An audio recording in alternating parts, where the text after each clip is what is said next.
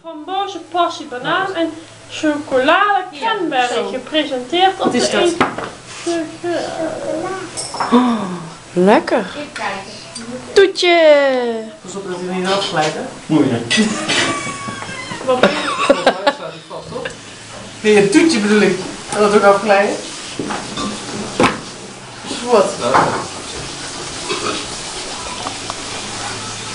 moet ik nog? Weet je zeker dat die rode op de middelste doet en niet de zwart? Ik vind het mooi. Nee, de gele moet onder dan de rode en dan de zwart. Oh, die is wel de lekkerste. Welke die rode? Die zit vast. Nee, de zwarte. De zwarte. Wat zit erin dan?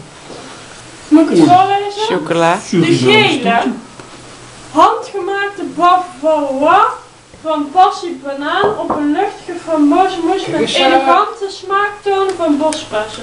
Geraffineerd dessert met grote stukken van chocola. Kijk, niet kijken, eten. Hup.